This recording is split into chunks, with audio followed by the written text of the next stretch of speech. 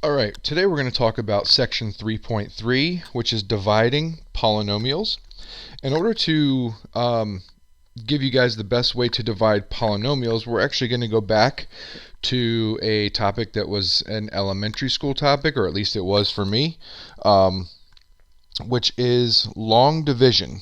So let's talk a little bit about a very old school. Again, this is old school for me.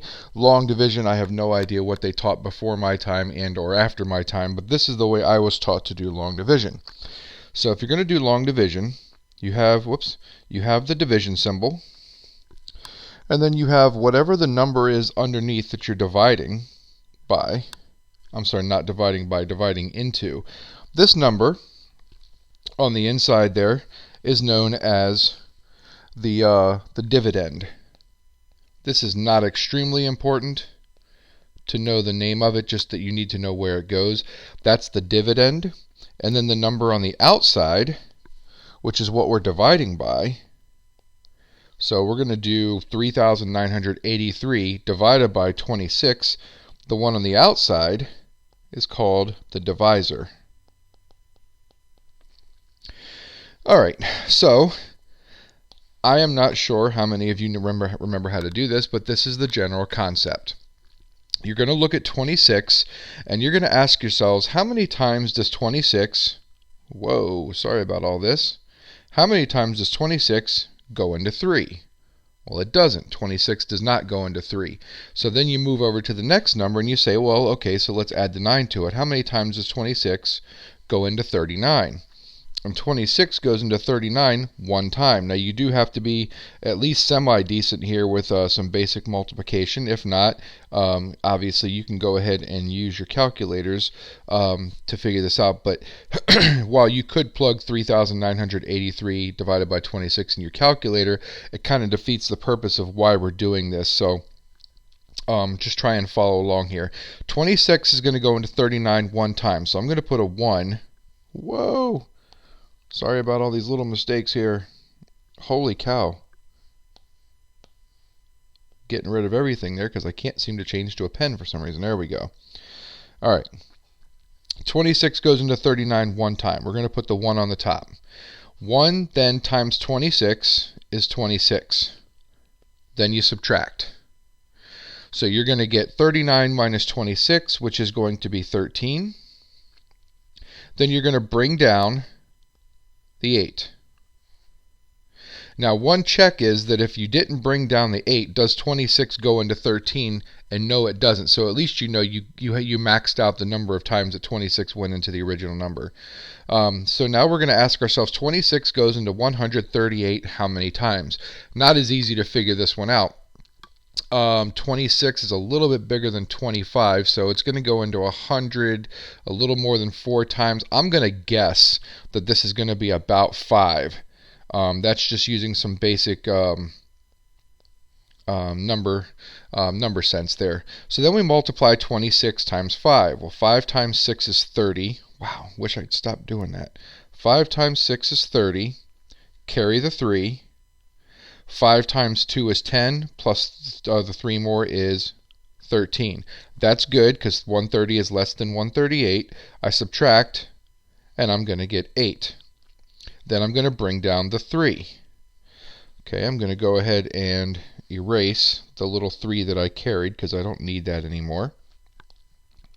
This time I went back to my pen. Good. Alright, and then we're going to ask ourselves, 26 goes into 83 how many times? And I'm going to guess that's going to be somewhere around 3. Again, these are pretty good guesses because I do know my multiplication facts pretty quickly. 3 times 6 is 18. Carry the 1. 3 times the 2 is going to be 6. Plus 1 more is 7. So that's going to give me 78 there. So 83 minus 78 is 5. Normally what you would do is you would add a decimal place right here and then add a 0 and then start bringing the zeros down. In this case, we're actually not going to do that. We're just going to leave the 5 as the remainder. So the way this is going to be written, because 5, you have 5 left over out of 26, so the way you actually write the answer to this is 153 and 5 over 26. That's your remainder. All right, if you already remember how to do all that, you probably did not need to watch this video. On this part, you could have skipped through it, but that's a reminder of how to do long division using just standard numbers. Now, the reason that that's important is because now we want to do long division of polynomials, and really it's going to follow the exact same premise. The best way to do this is just to do some examples here. So our first example is going to be, we want to take x squared plus 10x plus 21, and we want to divide it by x plus 3. So we're going to take x squared plus 10x plus 21 divided by x plus 3. Well, x plus 3 is the divisor. It goes on the outside. X squared plus 10x plus 21 is what we're dividing into. That's the dividend. It goes underneath of the division symbol. All right, so now the concept is relatively the same. It's going to involve just a little bit more thinking, but ultimately it's the same idea. Here's what the focus is. You focus on this piece and this piece. We always focus on the leading term here, and assuming that this is written in correct order, and it does need to be written in the descending order of powers, which both of these are, this is the way you do it. Ask yourself how many times x will go into x squared, or maybe another way to think about it is, what do I have to multiply times this x to give me x squared? And the answer to that is x. X times x is x squared. So up on the top, I'm going to write x, and notice how I put it over top of the x term, the 10x term, because that's the appropriate placement for it. So then I'm going to take x from the top, what I just wrote in yellow, and I'm going to multiply it by the entire thing here, x plus 3. It's a distribution. So x times x is x squared, and that's what you need to have happen. These two things have to match. Okay, that's got to match. And then you multiply the x times the 3, so that's going to give me a plus 3x. And then you're going to subtract.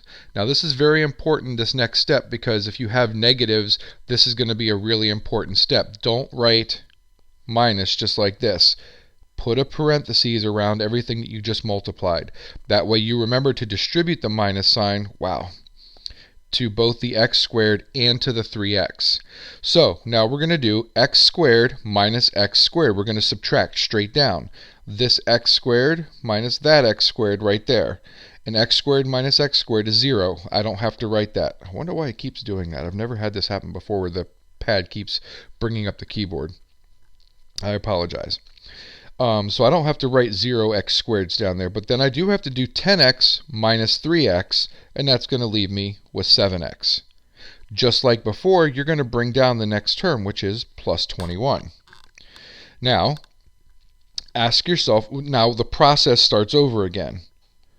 So we're going to ask ourselves, what do I multiply times this x to give me 7x? And the answer is, I have to multiply it by 7. So that's going to be a plus 7. And then we distribute. Multiply the 7 times the x and the 7 times the 3 and write them down below. So now we're going to have 7x, and 3 times 7 is 21. Put that into parentheses and subtract. 7x minus 7x is 0. 21 minus 21 is also 0. So there is no remainder here, which is really nice. Because there is no remainder, the division of x squared plus 10x plus 21 divided by x plus 3 equals x plus 7. And the easiest way to check that, especially if you have no remainder, is you could multiply x plus 7 times x plus 3, and you'll get right back to what you started off with here.